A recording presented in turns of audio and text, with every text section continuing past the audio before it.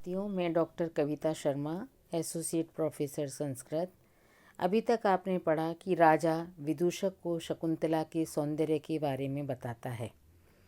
तब विदूषक राजा से पूछता है कि क्या शकुंतला भी आपसे प्रेम करती है या उसके प्रति आपका प्रेम भाव कैसा है। तो राजा कहता है कि तपस्वी जो कन्याएं होती हैं वह स्वभाव से बड़ी भोली भाली होती हैं, लेकिन फिर भी उसके जो हाव भाव थे उससे पता लगता है कि उसका काम भाव मेरे प्रति प्रकट हो रहा था। तो राजा कहता है कि सखियों के साथ प्रस्थान करने पर उसने पुनः शालीनतया अपि पुनः बड़ी शालीनता के साथ कामम आविष्कृतो भावे तत्र भवत्या, भली प्रकार से उसने मेरे प्रति अपने काम भाव को या प्रेम भाव को अभिव्यक्त किया था। जैसे कि दर्भांकुरेण चरणे शत इति अकांडे तन्वी स्थिता कतिचित एव पदानि गत्वा आसीद विव्रत वदना च विमोचयन्ति शाखासु वल्कलम असक्तम अपि द्रुमाणाम। कि वह शकुंतला तन्वी, वह कोमल अंगों वाली कृशांगी, कतिचित एव पदानि गत्वा, कुछ ही कदम चल करके, पदानि कदम, गत्वा चल करके, गम धातु से त्वा प्रत्यय लग करके शब्द बना है। कतिचित एव ये जशत्व संधि है, तो कुछ ही कदम चल कर के वह तन्वी स्थिता, वह कृशांगी रुक गई।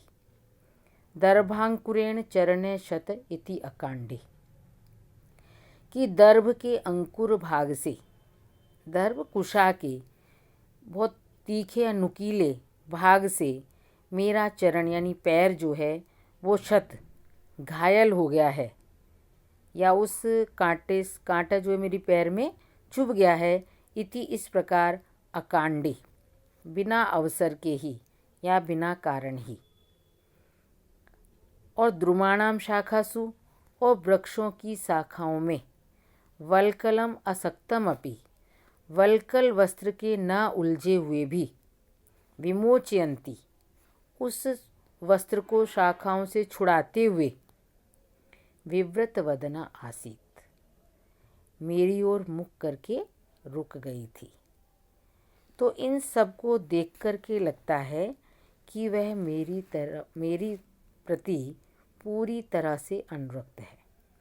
तो इसमें बता रहा है कि अपनी सखियों के साथ जब आश्रम को शकुंतला लौट रही थी तो शकुंतला का मन दुष्यंत पर आसक्त हो गया था, परंतु लज्जा के कारण न तो वो कुछ कह सकती थी और न ही वहाँ पर रोक सकती थी।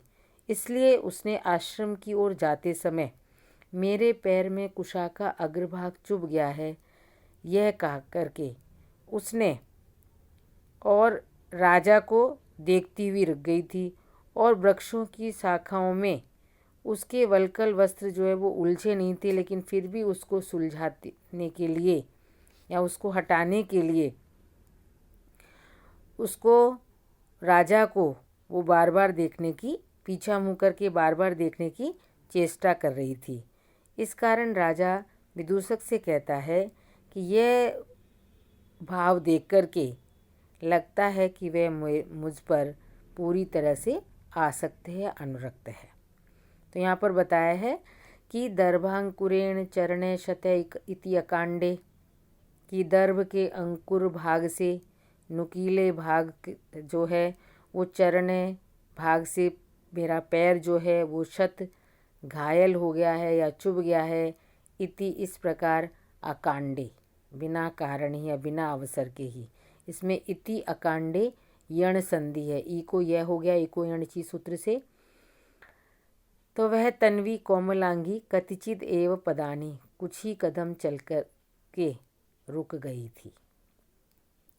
और द्रुमाणाम शाखासु, वृक्षों की शाखाओं में वल्कल वस्त्र के असक्तम अपि न उलझे हुए भी, विमोचयंती उसको छुड़ाते हुए, मेरी ओर मुँह करके रुक गई थी।